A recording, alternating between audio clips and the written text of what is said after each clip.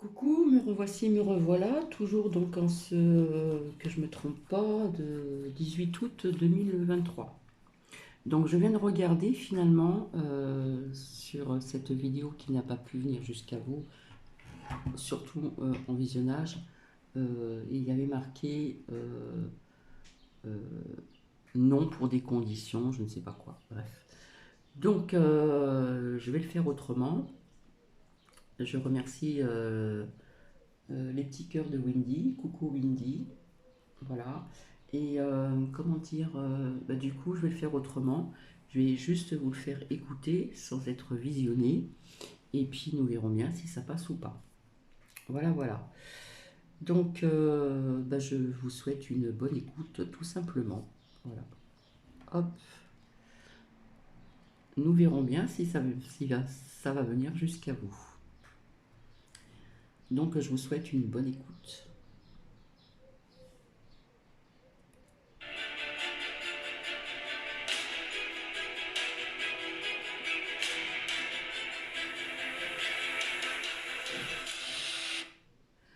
Donc là, ça va être l'ADDN des crânes allongés. Eh oui, on est obligé de parler comme ça, que voulez-vous?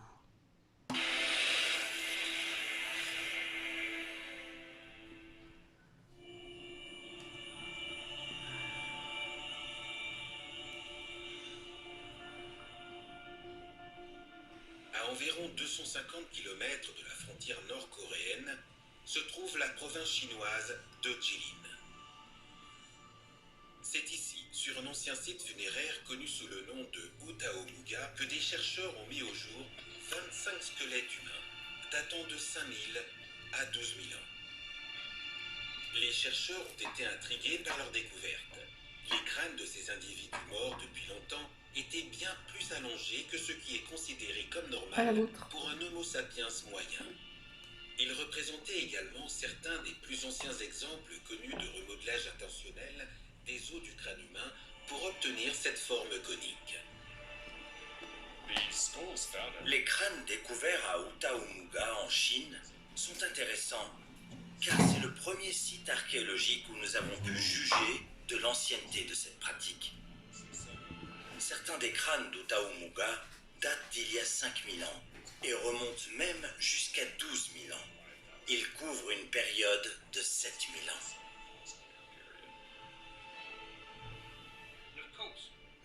Au moment de cette découverte, lorsque ces crânes ont été examinés, ils semblaient étonnamment différents de tous les autres. Ces crânes allongés particuliers sont vieux de 5000 ans. Et certains même de 12 000 ans. C'est assez incroyable, parce que cela montre que ce procédé existait déjà à cette époque. C'était la toute fin de la dernière ère glaciaire. Mais qui étaient ces êtres au crâne allongé? Pourquoi faisaient-ils ça? Que savons-nous de ce procédé qui, il faut le souligner, n'était pas propre à la Chine? C'est un rituel qui était pratiqué dans le monde entier. En Amérique, sur le continent eurasien et en Afrique. Il avait lieu partout. L'origine des empereurs dragons et du peuple dragon de Chine remonte encore une fois à environ 8500 avant Jésus-Christ, ce qui correspond à la période dont nous parlons ici, de ces dieux qui ont survécu au déluge. Ils se sont installés dans des zones spécifiques de la planète pour faire naître la civilisation. Nous nous sommes toujours demandé comment les humains ont connu la civilisation d'un seul coup, partout dans le monde et au même moment. En 8500 avant Jésus-Christ s'est établi en Chine le peuple du dragon, aussi connu sous le nom de peuple du serpent. Ces créatures représentaient les deux dieux qui ont fait naître la civilisation dans cette partie du monde, avec un groupe de 7 autres dieux.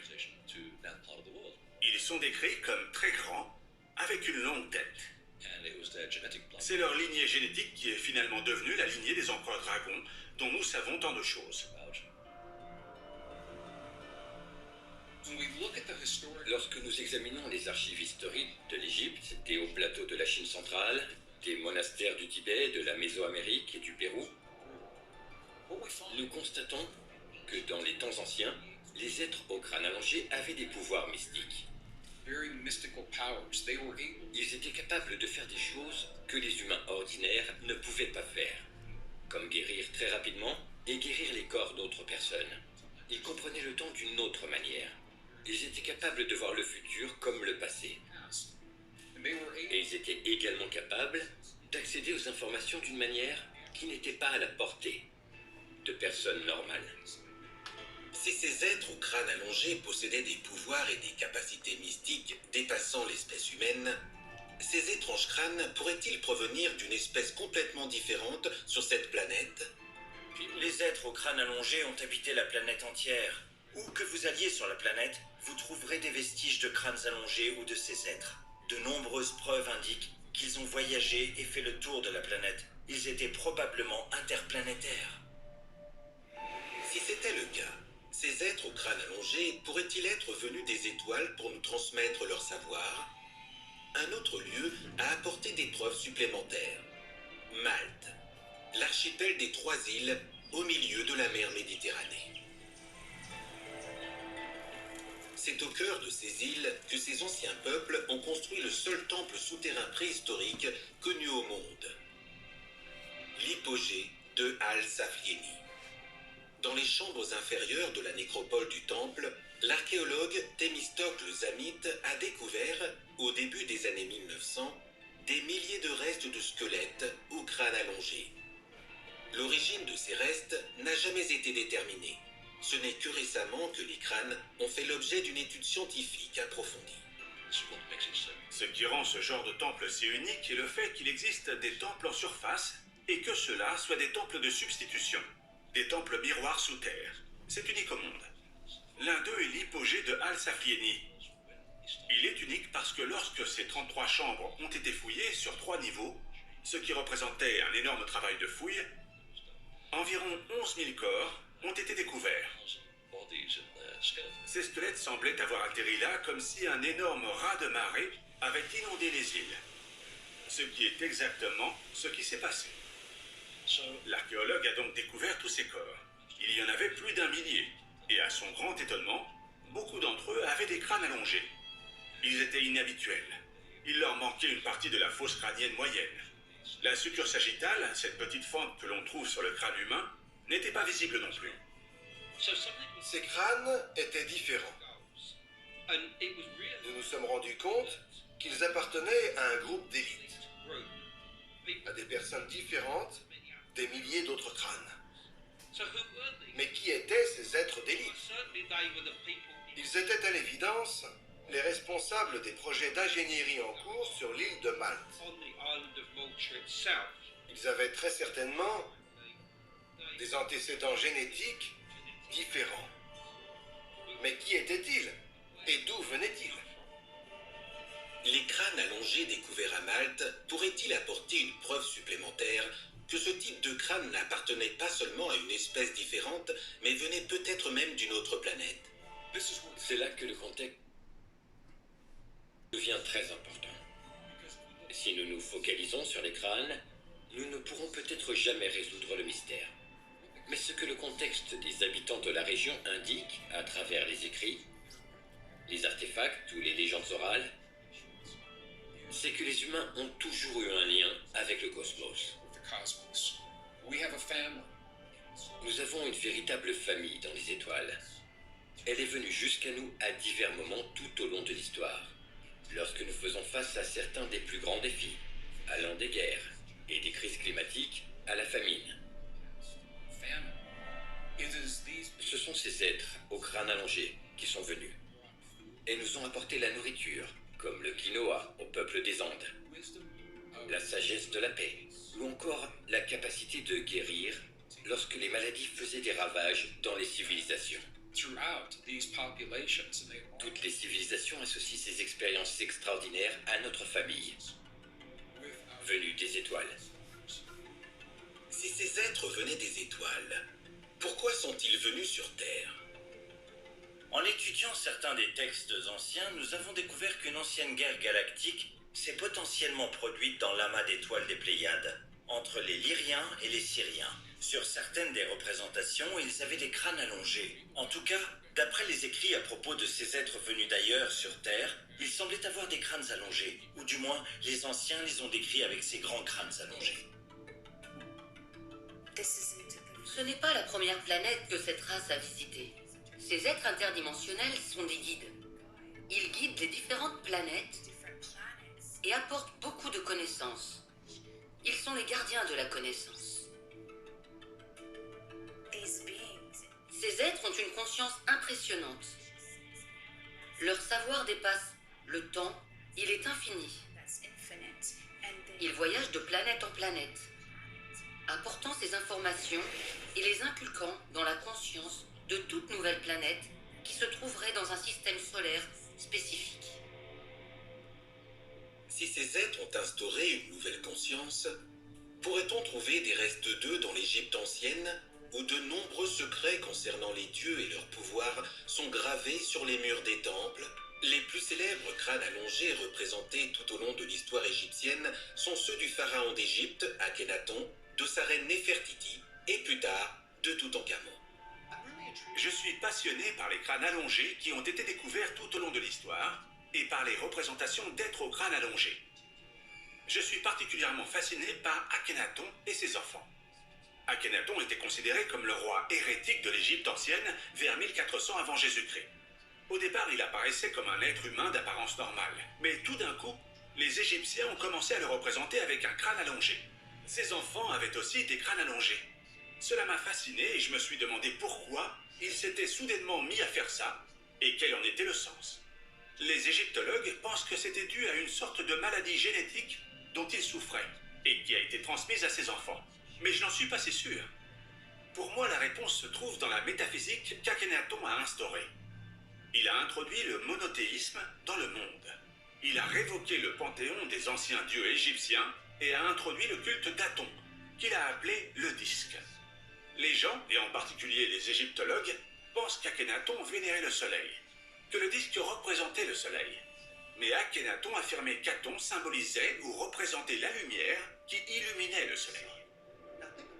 Imaginez une seconde, c'était un pas de géant concernant la connaissance. Il a transmis cet enseignement à ses enfants également. Existe-t-il une corrélation entre ce pas de géant concernant la connaissance et une capacité crânienne plus grande que lui et ses enfants auraient pu posséder? D'après les spécialistes des crânes allongés, la capacité crânienne pouvait être 2,5 fois supérieure à celle d'un être humain ordinaire. Imaginez ce que nous pourrions assimiler en termes de connaissances si nous avions une capacité crânienne 2,5 fois supérieure à celle que nous possédons actuellement. Et si Akhenaton avait réellement été pourvu de cette capacité crânienne et introduit cette métaphysique très avancée qui a changé le monde? Si ces êtres sont venus sur Terre pour aider la population humaine, est-il possible que leur espèce soit liée à la lignée humaine? Un autre endroit dans le monde compte une forte concentration de crânes allongés. Grâce au caractère sec du désert, les restes des crânes allongés ont été préservés. Paracas, une péninsule désertique située dans la province de Pisco, sur la côte sud du Pérou. C'est ici que l'archéologue péruvien Julio Tello a fait en 1928 la découverte étonnante d'un site funéraire élaboré, constitué de tombes qui renfermaient des centaines de restes anciens.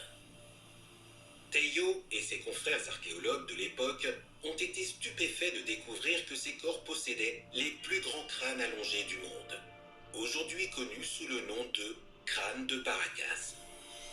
Au total, Tello en a mis au jour plus de 300, dont certains datent d'il y a environ 3000 ans. C'est là que le mystère commence. Lorsque nous examinons ces crânes qui ont été découverts dans le sud du Pérou, dans des endroits comme Paracas par exemple, nous constatons que ces crânes ne ressemblent pas à des crânes humains ordinaires avant d'être déformés. Le chercheur Jack Kerry prend comme exemple certains des crânes découverts et démontre qu'ils sont complètement différents de tout autre crâne humain. Les crânes de Paracas sont intéressants car il leur manque la suture sagittale et ils n'ont qu'une seule plaque pariétale. Ils semblent tous exprimer des caractéristiques génétiques que nous ne retrouvons pas chez les humains ordinaires. La différence de fausse majeure de ces crânes uniques est génétique.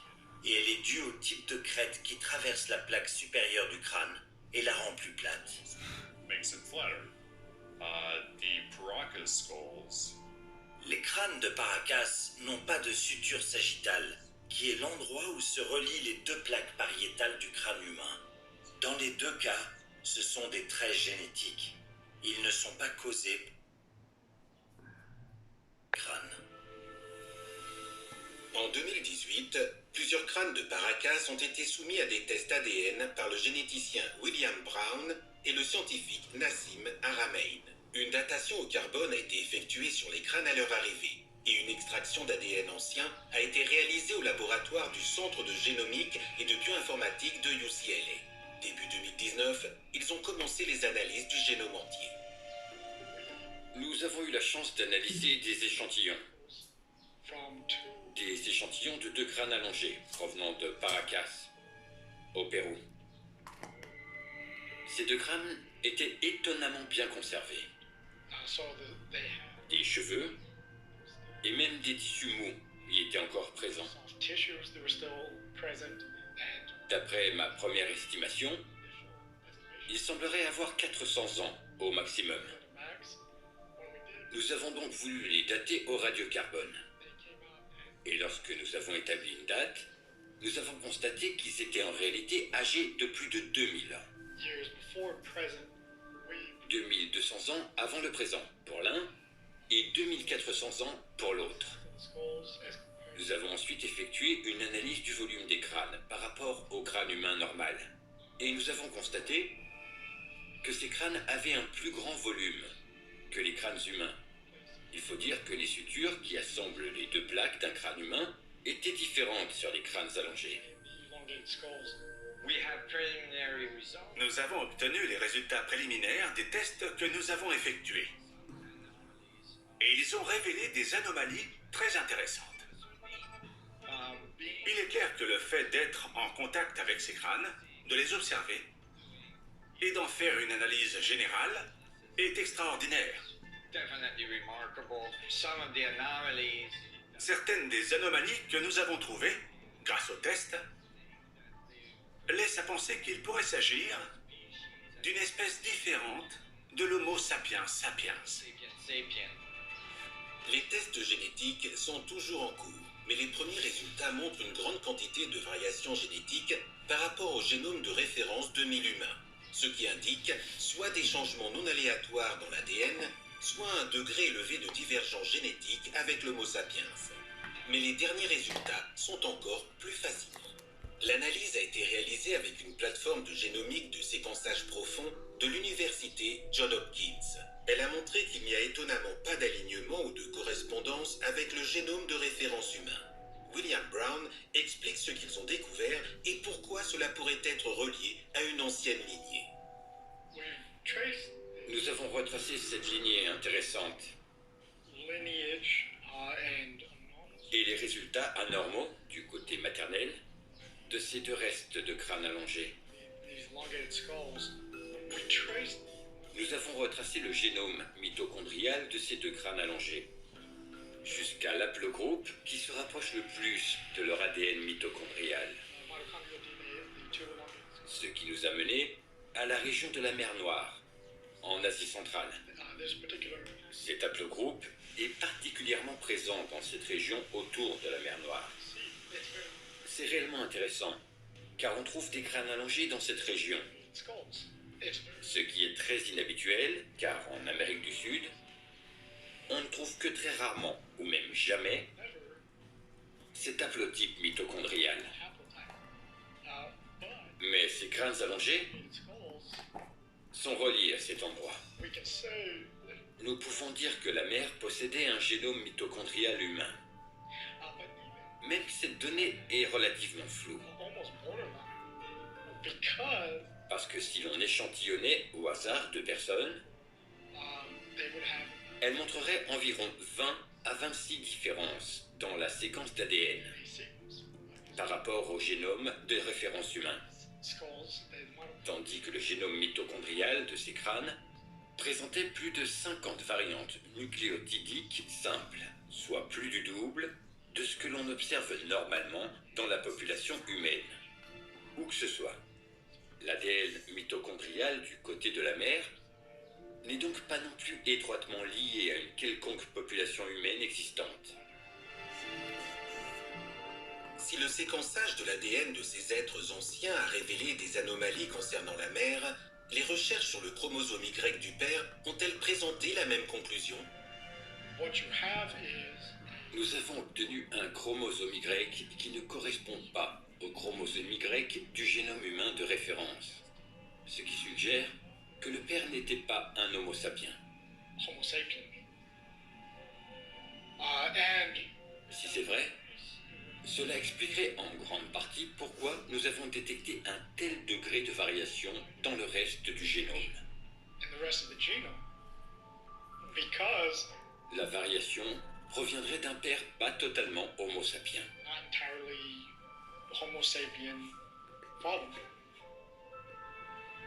Les anomalies présentées par les tests d'ADN renvoient-elles à une autre espèce humanoïde? Ou est-il possible qu'une sorte de manipulation génétique ait eu lieu au sein de cette ancienne civilisation? S'il s'agit d'un type de mutation qui n'apparaît pas naturellement, cela signifie qu'il est possible que les changements aient été opérés par des êtres intelligents. Je pourrais par exemple produire ce genre de changement. Des changements de rapport en manipulant ou en influençant directement le génome d'un organisme. Ces résultats obtenus à partir des crânes de Paracas constituent une découverte stupéfiante. Mais ils ne sont pourtant pas uniques. En 2017, Gaïa a mené des recherches et réalisé des tests sur plusieurs corps momifiés retrouvés au Pérou. Maria est le nom qui a été donné à l'humanoïde féminin au crâne allongé que l'on a découvert dans cette même région de Paracas. Après des tests et un séquençage de l'ADN, il a été déterminé que Maria ne correspondait pas non plus au génome humain connu sur la planète. L'analyse de l'ADN de Marie, qui d'autre veut présenter 20% de similitude avec le génome humain de référence. C'est aussi ce que nous avons découvert avec le chromosome Y des crânes allongés. Le père ressemblait donc probablement plus à Maria. Ce serait en accord avec les 20% de similitude avec le génome de référence humain, tout comme celui qui a été noté pour Maria. Si cela est vrai, pourrait-il y avoir un lien entre Maria et les autres crânes allongés? Mathias De Stefano, qui affirme avoir la capacité de se souvenir de vies antérieures via une connexion aux archives akashiques, se souvient que Maria ressemblait à une espèce de Sirius, mais d'une autre partie que les autres crânes allongés.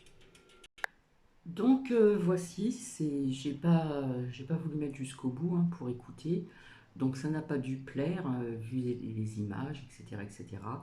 Donc je vais mettre un titre spécial, voilà, de ce partage d'écoute en espérant que ça aille jusqu'à vous. Donc je suis désolée si je n'ai pas tout de suite réagi en ce qui concerne les pubs. J'ai Nookie sur moi, j'ai Nookie sur moi et puis je suis toujours aussi focalisée sur ce que j'entends, sur ce que je vois et voilà. Donc je vous souhaite une bonne écoute en espérant que ça vienne jusqu'à vous.